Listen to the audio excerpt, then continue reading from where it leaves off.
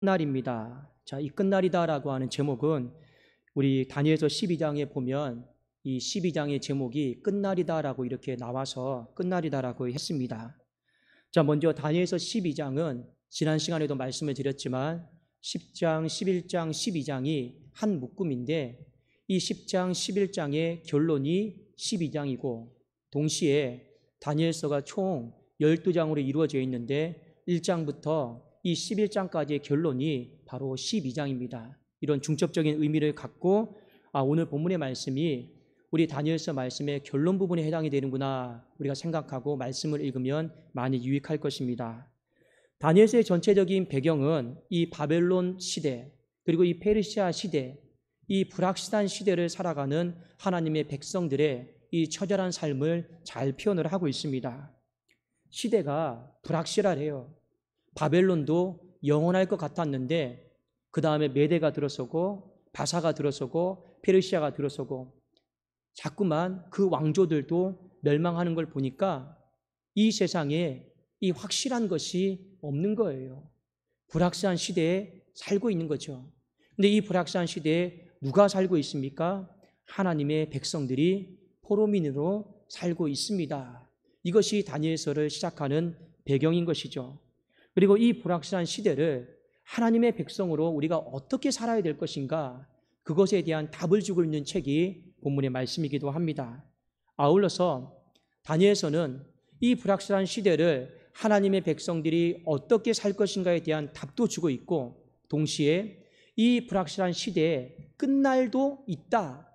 그리고 이 끝날에는 반드시 확실한 심판이 있다라고 하는 것을 오늘 본문 말씀을 통해서 잘 가르쳐주고 있습니다. 먼저 이 끝날이 오면 어떤 확실한 심판이 있는가를 우리가 볼 수 있기를 원합니다. 다니엘서 12장 2절입니다. 땅의 티끌 가운데서 자는 자 중에서 많은 사람이 깨어나 영생을 받는 자도 있겠고 수치를 당하여서 영원히 부끄러움을 당할 자도 있을 것이며 이 땅의 티끌 가운데서 자는 자다라고 하는 건 사람이 죽었다라는 거예요. 그래서 무덤에 묻혔다라는 얘기입니다. 자, 그런데 이 땅의 티끌 가운데서 자는 자 중에 많은 사람들이 다시 깨어서 일어날 것이다라는 거예요. 부활에 대한 이야기입니다. 그런데 일어나는데 두 종류의 부활을 경험하는 거죠. 한 사람은 의인의 부활로 영원한 영광, 영원한 생명을 경험할 것이고 한 사람은 악인의 부활로 영원한 수치, 영원한 모욕을 겪는 부활로 일어날 것입니다. 이것이 바로 끝날에 있을 확실한 심판에 대한 모습입니다.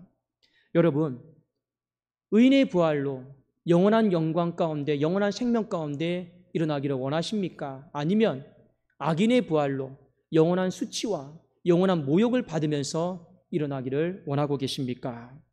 성경은 우리가 이 끝날에 확실한 심판이 있음을 알고 우리가 이 불확실한 시대를 두렵고 떨린 마음으로 살아가야 된다라고 하는 것을 말씀을 통해서 가르쳐주고 있는 것이죠. 그래서 성경은 우리에게 그 누구도 영원한 모욕과 영원한 수치 가운데 살아가기를 원치를 않습니다. 우리가 영원한 생명과 영원한 영광 가운데 살아가기 위해서 오늘 다니엘서 말씀해 보면 그렇게 살 수 있는 방법이 무엇이냐 다시 한번 정리를 하고 있어요. 오늘 본문 말씀이 가장 중요한 말씀이기도 합니다. 다니엘서 12장 3절을 우리 함께 읽도록 하겠습니다. 시작. 지혜 있는 자는 궁창의 빛과 같이 빛날 것이요 많은 사람을 옳은 대로 돌아오게 한 자는 별과 같이 영원토록 빛나리라. 가장 첫 번째, 지혜로운 자가 되시라라는 겁니다. 지혜로운 자가 되십시오. 지혜로운 자는 궁창이다라고 하는 건 하늘을 말하는 거죠. 하늘을처럼 빛날 것입니다라는 것, 영원한 영광, 영원한 생명을 누릴 것이다라는 것을 가르쳐주고 있어요. 먼저 지혜 있는 자가 되기 위해서는 지혜가 무엇을 말하는지 우리가 아실 필요가 있습니다. 세상 사람들이 말하는 것처럼 똑똑한 사람, 어떤 문제를 잘 해결하는 사람, 이런 사람이 지혜로운 사람이 아니고 성경에서 말하는 지혜다라고 하는 건 한 가지 분명한 의미가 있어요. 어떤 의미를 가지고 있느냐? 선과 악을 예리하게 명확하게 분별해낼 수 있는 능력을 바로 지혜라고 합니다. 선은 무엇입니까? 하나님께서 기뻐하시는 것. 악은 무엇입니까? 하나님께도 기뻐하지 않는 것, 이것이 우리의 삶에 날마다 놓여 있는데 이 두 가지를요 명확하게 예리하게 분별할 수 있는 사람, 그 사람은 지혜롭다. 그리고 그 사람은 지혜가 있다라고 이야기를 하고 있습니다. 이것을 가장 잘 표현해낸 책이 욥기서 28장 28절인데 또 사람에게 말씀하셨도다. 보라, 주를 경외함이 지혜요 악을 떠남이 명철이다. 기본적으로 지혜다라고 하는 건요 선과 악이 무엇인지를 알아야 돼요. 이걸 우리가 영적 분별력이라고 하죠. 동시에 내가 지혜 있는 자로 살아간다라고 하는 건 이것이 선이고 이것이 악이고 단순히 분별해내는 정도가 아니라 이것은 악이니까 내가 떠나야겠다. 이것은 선이니까 내가 붙잡고 살아야겠다. 이 선대로 살아갈 수 있는 힘, 이 악을 떠날 수 있는 힘, 그렇게 살아가는 사람, 바로 그 사람을 지혜 있는 삶이다라고 성경은 우리에게 가르쳐주고 있습니다. 여러분들 안에 영적 분별력이 있기를 원하고 그것을 분별한 대로 살아갈 수 있는 하나님의 백성들이 다 될 수 있기를 주님의 이름으로 축원합니다. 자, 그런데 다니엘서 말씀에 보면 우리가 지혜 있는 사람으로 살아가기 위해서는 하나님 단순히 영적 분별력을 주세요, 내가 하나님 말씀대로 살아갈 수 있도록 힘을 주세요, 이렇게 기도한다고 해서 영적 분별력이 생기는 것도 아니고 우리가 분별한 대로 살아갈 수 있는 것도 아니다라는 거예요. 어떻게 해야지 우리 안에 깊은 영적 분별력이 생기고 우리가 분별한 대로 살아갈 수 있느냐? 다니엘서 말씀의 1장부터 11장까지 보면 한 가지 반복되는 주제가 있습니다. 그것이 무엇이냐면 결심이에요. 결단이에요. 작정하는 것입니다. 이 결심과 결단, 작정이요 다니엘서 전체를요 아우르고 있는 것이에요. 예를 들어 볼까요? 다니엘은 포로민으로 끌려와서 무엇을 결심했습니까? 하나님의 백성으로 살겠다라고 결심했습니다. 하나님 편에 서겠다라고 결심했어요. 무엇을 결단했습니까? 그래서 우상의 신전에서 나오는 음식 안 먹겠다고 했습니다. 그게 결단이에요. 그리고 이 결심과 결단이 이 작정이다라고 하는 것을 통해서 그 인생 가운데 계속 반복되고 있는 거예요. 그러면서 영적 분별력이 더 깊어졌고 그 분별한 대로 살아갈 수 있는 힘이 이 결심, 결단, 이 작정을 통해서 생겼습니다라고 하는 것을 우리에게 가르쳐주고 있는 거예요. 구체적으로 한번 봅시다. 다니엘서 1장 8절입니다. 다니엘은 뜻을 정하여 결심한 거죠. 왕의 음식과 그가 마시는 포도주로 자기를 더럽히지 아니하리라 하고, 여기까지가 결심입니다. 자기를 더럽히지 아니하도록 환관장에게 구하니 우상의 제물은 먹지 않겠다라고 결단한 거예요. 그 다음에 다니엘서 2장 18절을 봅시다. 그렇게 하지 아니하실지라도 왕이여 우리가 왕의 신들을 섬기지도 아니하고 왕이 세우신 금신상에게 절하지도 아니할 줄을 아옵소서. 풀무불에 들어가는 한이 있어도 우상에게 절하지 않겠다라고 결심하고 결단합니다. 다니엘서 6장 10절입니다.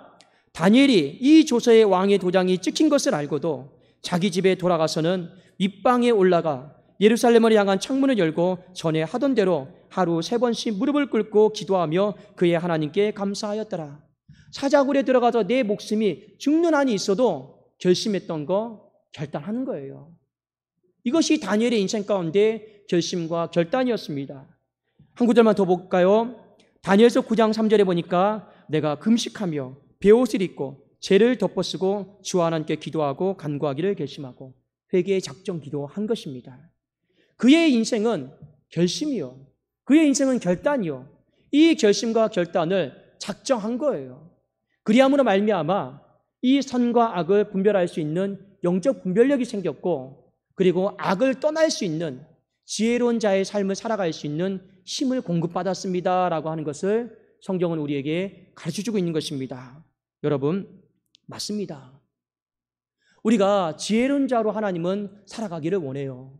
왜요? 그 지혜 있는 자의 삶이 바로 의인의 부활과 연결이 되어 있고 내 인생의 끝날이 하늘에 빛나는 별처럼, 하늘의 궁창처럼 영원히 빛나는 삶과 맞물려 있기 때문에 그렇습니다. 오늘 다니엘서 말씀은 분명히 결심하고 있어요. 하나님 백성으로 살아가겠습니다. 하나님 편에 서겠습니다. 세상 편에 내가 서지 않겠습니다. 이 일을 위해서 내가 또 결심하고 내가 또 결단하고 이 결심과 결단을 내 평생에 작정하겠습니다. 그리고 그 끝날이 왔어요. 끝날이 왔는데 무엇이 기다리고 있습니까? 바로 영원한 생명, 영원한 영광이 기다리고 있더라라는 것을 성경은 우리에게 일깨워주고 있는 것입니다. 또 하나, 오늘 다니엘서 12장 3절에 보면 많은 사람을 옳은 대로 돌아오게 하는 삶을 살아가십시오. 그 삶이 영원한 생명과 영원한 영광 가운데 빛날 것입니다. 자, 많은 사람을 옳은 대로 돌아오게 한다. 우리가 보통 알고 있는 이 말씀은 영원 구원이에요. 전도한다라는 거예요. 그러나 이 본문의 의미 속에서 많은 사람을 그 당시에 옳은 대로 돌아오게 한다라고 하는 것이 어떤 의미였는가를 먼저 우리가 살펴볼 필요가 있습니다. 말씀에 보면 옳음이다라고 하는 것이 있죠. 이것은 의라고 하는 거예요. 조금 더 쉽게 말씀드리면 하나님과 바른 관계를 맺는 것, 그것을 바로 옳음이라고 합니다. 자, 많은 사람을 옳은 대로 돌아오게 한다. 많은 사람을 하나님과 바른 관계를 맺도록 내가 힘쓰는 삶을 산다. 바로 그런 의미인 것입니다. 다니엘에게는 이것이 어떤 의미였느냐? 바로 이 바벨론 땅, 페르시아 땅에 살고 있는 사람들에게 옳은 데가 어디입니까? 하나님과 바른 관계를 맺을 수 있는 곳이 어디입니까? 바로 하나님의 성전이 있는, 예루살렘 성전이 있는 그곳이었잖아요. 그곳으로 돌아가야지만이 예배가 회복이 되고, 그곳으로 돌아가야지만이 내 집은 만민을 위해 기도하는 집이라 기도의 삶이 회복이 되는 것이고, 그곳으로 돌아가야지만이 이 하나님과 바른 관계가 회복이 되는 거예요. 그래서 다니엘이, 우리 지난 시간에도 제가 설교했지만 그가 힘썼던 삶 중에 하나가 무엇입니까? 바벨론 땅, 페르시아 땅에 남아있는 사람들이 예루살렘으로 돌아갈 수 있도록, 포로민들이 귀환할 수 있도록 그가 도왔다라는 거예요. 그 삶이 많은 사람들을 옳은 대로 돌아가게 했던 삶이었습니다. 어떻게 돌아가게 했습니까? 여러분들이요, 여기가 좋사오냐고 머물러 있으면 안 됩니다. 세상이 좋사오냐고 여기 머물러 있으면 안 됩니다. 여러분들이 있어야 될 곳은 바로 성전입니다. 여러분들이 있어야 될 곳은 하나님 앞에 현장 예배 드릴 수 있는 곳입니다. 현장 기도 드릴 수 있는 곳입니다. 그걸 얘기한 거예요. 여러분, 시간이 오래되었다고 해서 여기가 좋사오냐 하면 안 됩니다. 실제로 이스라엘 백성들이 마음이 얼마나 간사한지 몰라요. 바벨론 포로 때는요, 너무 핍박받고 힘들었거든요. 그러니까 하나님, 빨리 돌아가고 싶어요, 빨리 돌아가고 싶어요 했는데 왕조가 페르시아 왕조로 바뀌었습니다. 이 고레스 왕이 정책을 펼치는데 다 풀어줘요. 그러니까 이스라엘 백성들이 살만하니까 어떻게 합니까? 살만하네? 여기가 좋사오냐고 돌아갈 생각을 안 해요. 힘들 때는요, 하나님 빨리 돌아갔으면 좋겠다 하는데 조금 여유가 생기니까 돌아갈 생각을 안 하는 거예요. 실제로 역사의 문헌에 보면 이 바벨론 땅, 페르시아 땅이 얼마나 유혹이 많았던 땅인지 모릅니다. 알렉산더 왕 아시죠? 이 알렉산더 왕이요, 페르시아와 전쟁이 붙어서 정복을 해 나갔습니다. 정복을 해 나가다가 결국엔 이 페르시아 땅에서 죽어버렸어요. 여러분, 전쟁을 중단해 버렸어요. 왜 그런지 아십니까? 전쟁을 하고 점령을 계속해 나가는데 이 페르시아의 옛 땅이 바벨론 땅이잖아요. 바벨론의 옛 수도에 왔는데 그 영화로움이 너무 휘황찬란하고 멋진 거예요. 그래도 어떻게 합니까? 우리 여기가 좋사오냐고 머무르자. 그러다가요, 그의 인생이 젊은 날에 요절해 버렸습니다. 다니엘이 그것을 알아요. 그래서 하나님의 백성들에게 뭐라고 합니까? 여러분, 돌아가십시오. 하나님과 바른 관계를 맺을 수 있는 그 예루살렘 성전으로 돌아가십시오. 그 일을요, 1차 포로기한 때 했고, 또 돌아가지 않는 사람들에게 또 건면하고 또 건면해서 2차 포로기한, 3차 포로기한에 이 디딤돌의 발판의 역할을 했던 사람이 바로 다니엘이었습니다. 지혜로운 자의 삶, 많은 사람을 옳은 대로 돌아오게 한 자의 삶, 자기 자신에 대한 이야기를 한 것이죠. 여러분, 불확실한 시대 속에서 악을 떠나고 하나님께 가까이 한다는 것이 쉬운 일은 아니에요. 이 불확실한 코로나 시대 가운데 우리가 나가서 영혼 구원하고 전도한다라는 거 쉬운 일이 아닙니다. 시대가 그렇게 되었어요. 얼마 전에 뉴스를 보니까 어떤 한 목사님이요, 그저 뭐 예수 믿으십시오 이렇게 한 것도 아니에요. 그저 기타 하나 들고 그냥 찬송만 했어요. 그리고 지나가는 사람들에게 여러분 힘내세요 했는데 누가요? 신고했어요. 옛날 같았으면 아무리 시끄러워도, 그렇게 시끄러운 것도 아니었어요. 아무리 시끄러워도 몇 번 타이르고 목사님 민원이 들어왔는데 조금만 소리 낮춰주십시오 하겠죠. 그런데요, 어떻게 하는지 아십니까? 시대가요, 현행범으로 체포해 가겠대요. 그래서요, 여러분 직죄심판에 넘겼어요. 그게 오늘날의 현실입니다. 이런 상황 속에서 나가서 이제는 예수 믿으십시오 할 수 있겠습니까? 어렵단 말이에요. 많은 사람들을 옳은 대로 돌아오게 하는 것이 쉽지가 않은 우리는 그런 시대 속에 살아가고 있습니다. 그래도 우리는 많은 사람들을 옳은 대로 돌아오게 해야만 하는 거예요. 그래야지만이 우리가 영원한 모욕과 수치를 당하는 삶이 아니요, 영원한 생명과 영원한 영광에 이를 수 있는 삶을 살아갈 수 있다라고 하는 것을 다니엘이 이 불확실한 시대를 통해서 우리에게 가르치고 있습니다. 그리고 그렇게 살 수 있도록 하나님이 도와주실 것입니다. 그 말씀이 바로 다니엘서 12장 1절입니다. 우리 한번 12장 1절을 함께 읽도록 하겠습니다. 시작. 그때 내 민족을 호위하는 큰 군주 미가엘이 일어날 것이요 또 환란이 있으리니 이는 개국 이래로 그때까지 없던 환란일 것이며 그때 내 백성 중 책에 기록된 모든 자가 구원을 받을 것이라. 그때라고 하는 것은 환란과 핍박이 심할 때를 말하는 거예요. 환란과 핍박이 심해요. 어느 정도 심하느냐? 하나님의 백성들이 한번 휘청거리고 다 무너졌습니다. 악의 세력들이 연합해가지고요, 이 남아있는 하나님의 백성들을 싹을 여러분 다 태워버리려고 핍박하는 때가 바로 그때입니다. 힘이 없죠. 감당할 힘이 없죠. 그럼에도 불구하고 하나님이 뭐라 말씀하셨습니까? 오늘 말씀해 보니까 이 민족을 호위하는, 남아있는 자들을 호위하는 큰 군주 미가엘이 일어날 것이요. 미가엘이 도와준다라는 거예요. 여러분, 미가엘의 이름에 뜻이 있습니다. 누가 여호와와 같은가? 이것이 바로 미가엘 천사장의 이름의 뜻입니다. 누가 여호와와 같은가? 어떤 의미입니까?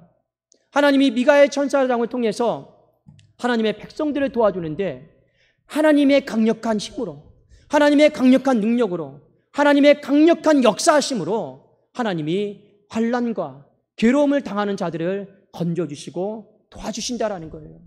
그래서 하나님이 지혜 있는 자의 삶을 살아갈 수 있도록, 많은 사람을 옳은 대로 돌아오게 하는지 그 삶을 살아갈 수 있도록, 그것이 쉽지는 않지만 불확실한 시대에 그렇게 또 살아갈 수 있도록, 우리의 인생 가운데 좋은 끝날을 맞이할 수 있도록 하나님이 도와주신다. 그것이 바로 하나님의 약속입니다. 실제로 맞습니다. 성경에 보면 사람이 감당할 시험 밖에는 너희에게 당한 것이 없고 시험 당할 쯤에는 하나님이 피할 길을 주신다라고 약속하셨습니다. 맞습니다. 우리가 어려움과 환난을 당해도 하나님 저는 못 감당하겠습니다, 포기해버리겠습니다 하면 안 되는 거예요. 왜요? 하나님이 기본적으로 우리가 당하는 모든 환난을 아시는데 우리의 체질을 아십니다. 그리고 우리가 어느 정도까지 감당할 수 있는지를 아셔요. 그래서 하나님은 어떻게 하십니까? 네가 감당하지 못할 일은 시험은 허락하지 않았다. 주님, 내 가정의 일이 너무 벅찬데요, 내 자녀의 문제가 너무 버거운데요, 내 인생의 어떤 삶의 고난들이 너무 힘든데요. 그때마다 하나님의 음성을 생각하십시오. 네가 감당치 못할 일은 애시당초 내가 허락하지 않았다라는 거예요. 그리고 네가 당하는 시험 가운데 하나님이 시작할 때부터 뭐 해주셨다라는 겁니까? 피할 길도 같이 주셨다라는 것을 믿고 그 시험을 잘 감당하고 이겨내라. 불확실한 시대를 살아가는 사람들에게도 마찬가지입니다. 아무것도 보이지 않는데요, 성전도 없고 예배도 없고 하나님 불러도 대답도 안 해주시잖아요. 아니다. 그때를 살아가고 있고 이 불확실한 시대를 살아가고 있지만 오늘 말씀의 결론이 무엇입니까? 너는 지혜 있는 자로 살아갈 수 있다. 너는 많은 사람들은 옳은 대로 돌아오게 하는 그 삶을 능히 감당할 수 있다. 그리고 할 수 있도록 내가 도와주겠다. 그리고 너의 인생의 끝이 영원한 수치와 멸망이 아니요, 모욕이 아니요, 바로 영원한 영광과 생명이 이르는 삶이 되기를 원하기 때문에 내가 반드시 도와주겠다라는 것이 하나님의 이 끝날의 약속인 것이죠. 여러분, 다니엘서 1장을 보면 다니엘이 가장 힘들었을 때가 나와요. 여러분의 인생 가운데 언제가 가장 힘드십니까? 언제가 가장 힘들었나요?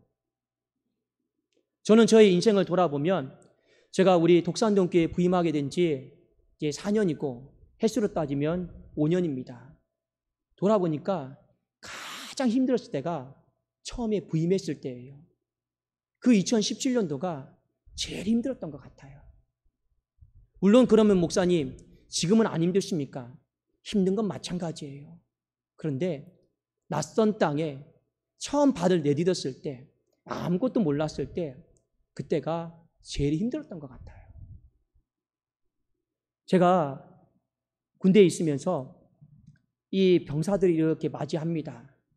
병사들을 보면요, 다 사회에서 좋은 대학 나오고 좋은 직장 다니고 다 똑똑한 사람들이에요. 그런데 여러분 오해하지 마십시오. 아무리 똑똑한 사람들요, 군복 입혀놓으면 한 달은 바보 되더라고요. 뭐가 뭔지 몰라요. 그냥 어리버리해져요. 그러니까요, 평생 욕 한 번 먹지 않았던 인생이 온갖 욕 먹죠. 그리고 그 한 달 사이에 내가 이렇게 무능한가, 내가 이렇게 바보인가, 이런 자책감과 자괴감에 휩싸이는 사람들이 많이 있습니다. 무슨 말씀을 여러분들에게 드리고 싶은가 하니, 직장이고 군대고 어디고 처음 내가 발을 내딛는 그곳이요, 생각보다 많이 힘들다라는 거예요. 다니엘도 마찬가지입니다. 청년 때, 학생 때 이 바벨론 땅으로 왔어요. 얼마나 그때가 힘들었겠습니까? 오자마자 그 사람들이 하는 말이 그래요. 너 이름 바꿔라. 자신의 의지와 상관없이 이름 바뀌어요. 그게 현실이었습니다. 다니엘이 똑똑한 사람이에요. 똑똑한 사람들만 다 잡아왔잖아요. 그런데요, 아무것도 저항할 수 없고 아무것도 방어할 수 없는 그냥 바보가 되어버린 거예요. 그런데 그들의 마음 가운데 하나님 앞에 결심하고 결단했습니다. 이렇게 살다가는 그냥 우리가 하나님의 백성으로 못 살겠다. 하나님, 도와주십시오. 도와주십시오. 하나님 도와주십시오. 했을 때 하나님이 그 가장 힘들 때 어떻게 하셨느냐라는 거예요. 다니엘서 1장 9절에 보니까 하나님이 다니엘로 하여금 환관장에게 은혜와 긍휼을 얻게 하신지라. 하나님이 도와주셨어요. 언제요? 다니엘과 세 친구들이 가장 힘들어하고 있을 때 하나님은 외면하지 않고 도와주셨습니다라고 하는 걸 가르쳐주는 거예요. 그때가 언제입니까? 핍박받고 환난 당하는 가장 힘들 때, 불확실한 시대 속에 살아가고 있잖아요. 우리는 지혜 있는 자로 못 살겠습니다. 하나님, 영적 분별도 안 되고요, 분별이 되어도 말씀대로 못 살겠습니다. 너무 어려워요. 그런데 우리에게 많은 사람들을 옳은 대로 돌아오게 하라고요?